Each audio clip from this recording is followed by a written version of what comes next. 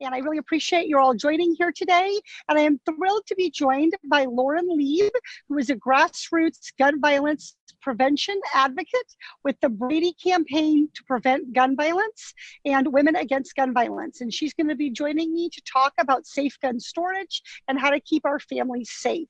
Loren has some wonderful advice and information she's going to share. So thank you so much for Loren for joining us today. Thank you very much. I really appreciate the opportunity to be here. This is such an important topic. And of course, we all really appreciate you addressing it and taking it on as, and recognizing that it is something important that we all need to talk about. So go ahead, Loren. I was just going to say, I also wanted to share a little information about the End Family Fire program, which is a public information campaign to encourage gun owners to really think about the storage of their firearms. And the term family fire is a phrase that refers to a shooting that involves an improperly stored gun, and that can result in either, homicide, a suicide, or unintentional shooting. So we can really end family fire if we work on safe storage, because if guns are not accessible to children, because, face it, the only way that a kid is getting their hands on a gun, it came through the hands of an adult first. And so if those adults are properly and securely keeping those weapons away from the kids, we can dramatically reduce the occurrence of family fire.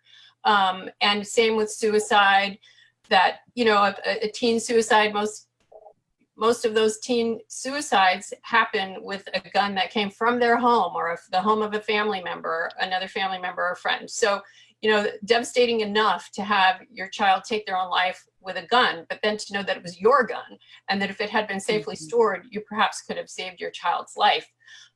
So the End Family Fire program, which is, you can find it at endfamilyfire.org or on Brady's website, bradyunited.org/programs. And then, there's a link for End Family Fire.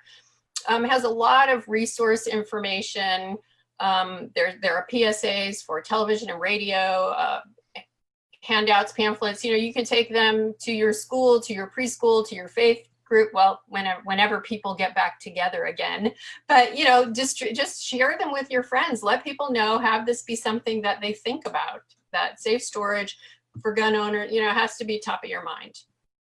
Mm-hmm. And then, no, I really appreciate that. And go ahead, keep going about it, because I think this family fire term wasn't a term that I was initially familiar with. And I do think it's a really helpful concept to understand. And I just wanted to add one thing, about kids, when we're talking about where the parent may think they've had it safely hidden from the kids, but you can't rely on that, because kids are curious, they find things, and they, as you said, they often know where the gun is. They often have handled it without their parents' knowledge. That happens frequently, that the kids will handle the gun without the parents knowing it. But one thing also that is really kind of a disturbing thing is to think about is that toddlers, kids as young as toddlers do have the strength in their hand to pull the trigger of a gun. So thank you so much, Loren, for being part of this conversation. I want to encourage everybody, stay home and stay safe at home by taking steps to reduce the risk of family fire by storing your weapons safely. So thank you so much, Loren, for joining us. Thank you, I appreciate it.